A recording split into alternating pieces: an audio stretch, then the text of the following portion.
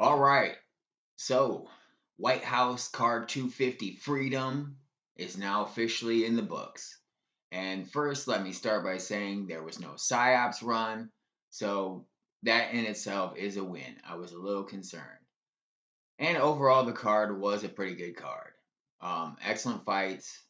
I did not do as well in the picks as I would have liked, particularly considering my guy Poetan did not come away with the historic victory, but we'll get there. So let's start at the beginning. Diego Lopez versus Steve Garcia. Pretty much, this was one that went how I think we all kind of saw it going. Steve Garcia came out initially and was very composed and was fighting from a distance. And when he was doing that, he was doing well. The difference is he just couldn't hurt Diego. Diego just ate his shots. And about halfway through the second round, Diego had enough and caused chaos, which Garcia responded to. You can only fight being who you are as a fighter for so long. And at that point, he got knocked out. Diego hits harder, he's got a better chin. Pretty much saw that one coming. So we got that one right. Second fight, Bo Nickel versus Kyle Dawkins. I did not get this one right. I went for the upset here. I knew immediately Dawkins' energy wasn't good. Bo Nickel did look very confident. He was much faster, his hand speed, and Dawkins kind of freaked, panicked every time Bo threw 1-2. He just kind of panicked. You could tell it wasn't going to go. I knew immediately that was a terrible pick. So Bo Nickel proves me wrong again. At some point, I'm probably going to be forced to have to start picking him in fights. But what are you going to do? Anyway, let's move on to the next one. Mauricio Hoofy versus Michael Chandler. Again, this one also, this was not rocket science. I don't feel like I called anything special here. It's just two different levels, two different stages of their career. Hoofy is on the rise.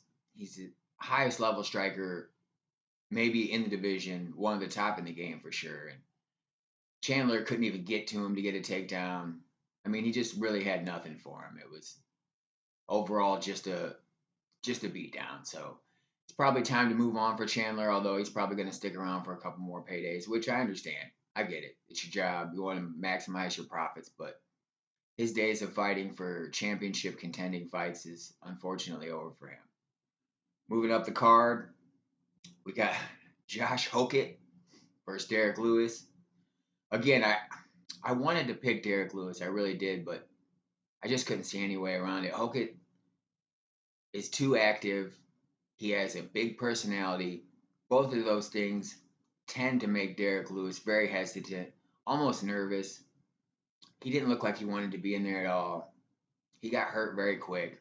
Pretty easy victory for Hoke. I don't know. I'm interested to see how he does against, the higher level guys, Cyril Gahn and Tom Aspinall. But right now, I got to say, for an undersized guy, he seems to hit hard. He seems to take a good punch. His character is awful. I'm not gonna lie, but as a fighter goes, he's someone you're gonna have to contend with in this heavyweight division. Moving up the card, we got Sean O'Malley versus Zahabi. I'm not gonna say his first name. Zahabi. And to be honest, I saw an interview with Faraz and GSP earlier in the week, and they seemed very confident. It seemed like they thought they figured something out. And then in the beginning of the fight, it looks like they did. They were doing very well. Zahabi was doing very well with those low kicks. He was timing them well. Every time Sean tried to come forward, he was countering with the low kicks. He wasn't even really throwing his hands at all, but it was working. The problem is O'Malley adapted during the fight. He picked up on it and he started feigning that step forward so he could slide back out of the way of that. And then he was just countering. And once he started hitting him with those counters, it was all over from there. Just again, we're talking about levels, skill level differences here. All right, so moving up to the most disappointing fight of the card, Alex Pereira gets knocked out by Cyril Gahn, and I gotta say, it was kind of an ass whooping.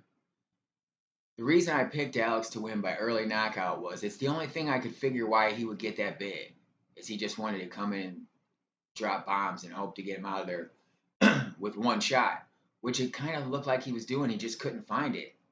to me, the big difference in this was hand speed. Cyril Gahn was so much faster than Alex. Alex was trying to work on getting his timing, but it seemed like Cyril Gahn immediately picked up on Alex's rhythm and his timing, and he was just beating him to the punch. Every time Alex would want to go, I mean, Alex did land some low kicks, and I like that he was spamming the high kick with Cyril's open guard and his hands low. It's a good idea to just throw that out there to keep him honest, but he couldn't get anything else going around those two things. He was trying to go that patented jab to the body he throws, but he couldn't get there. And every time he wanted to go, Cyril just beat him to the punch. And obviously, the size difference is inevitable, was obvious. Alex couldn't take those punches the same way he could with lower guys. It was bad. Probably not a good idea retrospectively, because now what does he do? Now he goes back down to fight for 205 title that he vacated. I don't know. It's gonna be tough. And I don't. Cyril Gahn is the upper echelon in the heavyweight division, but I don't think I want to see Alex stay up there that way. He did not look good. He didn't move well. I don't know. It just didn't go well for him. I'm interested to see where he goes from here. Cyril Gahn, impressive performance. He's gonna have to beat Aspinall, but he was looking good up until the eye poke, so which is like saying nothing. But anyway, we'll look forward to that. Hopefully, at some point in the future when Tom's eye gets better. And then, of course, to the main event, Ilia Topuria versus Justin Gaethje. Wrong on this one as well. And I actually thought about picking Justin, but in the moment, I just couldn't bring myself to do it. I've been hating on Topuria. I don't like the flashy shit talker guys. They're generally not the kind of guy I root for. And finally, I was like, I give up. He just keeps knocking out legends, and then Justin actually comes in and fights intelligently. What I mean by that is, if you go back and watch Ilia's fights, he doesn't ever knock people out. He does hit hard, and he does knock people out. But it's never on the 1 and the 2. It's always on the 3, 4, and the 5. So if you move back when he comes forward throwing and just defend, that's what he wants. That's where he's most dangerous. And Justin didn't do that. Once he started 1, 2, and started getting into the 3, Justin just countered. He didn't sit there and just defend. He didn't move backwards. He stood his ground and he countered. And he got the better of the exchanges. Now, obviously, in the second round, he got hurt to the body. Some beautiful body work by Topuria.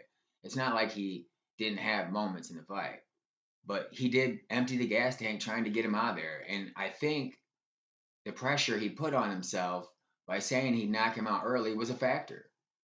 If he was just going in it to win the fight, maybe he doesn't blow out all of his energy in that attempt to finish it. But regardless, he did. Justin survived, and then it was all Gaethje from there. Topuria's face was so messed up. I couldn't believe it. Shocking to watch. But here we are. We got another American champion on the White House card. It ended pretty well. Shout out to Justin Gaethje, showing everybody that you still got to get in the cage and you still got to fight, and that's all that really matters. So excellent card. I don't know what I'd rate it. I'm not very good at rating cards, but it was enjoyable. The fights lived up, and even though I didn't do very well in picks, it was still a good card. So until the next one, peace.